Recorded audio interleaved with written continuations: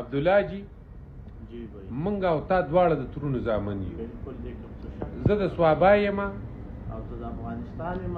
د کوم ولایت یې؟ د لوګر یم. د لوګر. زمونږ او ستا دواړو ښه ورورولي ده. او بالکل بالکل. دا خلک ولې موږ په نفرت باندې یو بل سره یو ځای کوي او موږ او تا یو بل سره جنګ جوړوي؟ دا خو د خلکو خپل یو نظر دی. موږ او تاسې باید چې داسې یو کار وکړو چې پښتانه سره یو بل سره رانږدې کړو، هغه که د لر دي او که د بر دي، موږ او تاسې ټول وروڼه یو سره. او دا خلک د خپل لایک او د فالوورز دپاره نفاق خورئ. زما دا یو وصیت دی، که هغه د ښکته دي او که د بره دي، ټول وروڼه یو سره یو بل سره مینه وکړئ، ورورولي وکړئ. دا نفاقونه مه خوروئ، بدبیني مه خوروئ. د دې نه څه فایده نه میلاویږي او الله تعالی دې تاسو ټول خوشحاله لري. امین امین ثم امین. موږ او تاسو ټول دې الله تعالی خوشحاله لري. خو حاجي صاحب ما د زاید ارمان سره ویډیو کړی و، زما کور له راغلی و، زما میلمه و، نو ما ته خلکو منافق وویل. نه نه نه نه. او تاسو سره مې ویډیو وکړه، تاسو زما د تره زوی یې، زما ورور یې.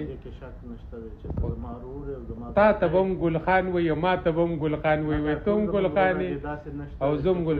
نه دی ګل خان دی نه زه ګل خان یم. موږ پښتانه یو، د الله خاطر وکئ، د دې کنځلو نه اجتناب وکئ، کنځل مه کوئ. هغه مور خور مه یادوئ چې هغه زمونږ او ستاسو دپاره په مسلو باندې پرتي، زمونږ او ستاسو دپاره دعاګانې کوي چې زما دا بچی مسافر دی، چې دی وګټي او دی په خیر وګټي. هېڅوک هم کنځل مه کوئ. دا کنځلو سره نفرتونه خورېږي، محبت خور کوي. او داسې یو دا منافقان په ټیک ټاک کې را پیدا شوي دي چې د خپل فالوورز دپاره او د لایک دپاره نفاق خپروي.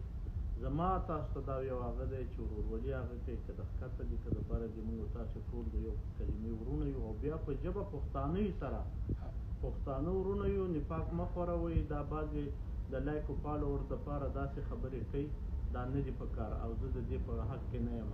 موږ تاسو ورونه یو.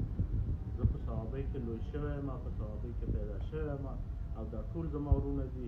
زه د لوګر یم او په افغانستان. حاجي صاحب جی جی جی ما له به د افغانستان ویزټ راکړی و. ولې نه ولې نه. زه به ډېر په مینه افغانستان ته ځم او ما به حاجي صاحب په ټول افغانستان کې ګرځې. بالکل به دې په یو ځای باندې به دې زه ګرځوم او زه به درسره یم او ښه په ترسروس کې به دې ګرځوم. داسې به دې نه ګرځوم چې بیا زه په افغانستان کې درنه پټ یم او زه درپسې SMS کوم چې فلانی ستا میلمه دی، هغه ما ته SMS هغه نمبر راواستوه او ته بیا ما بلاک کړې.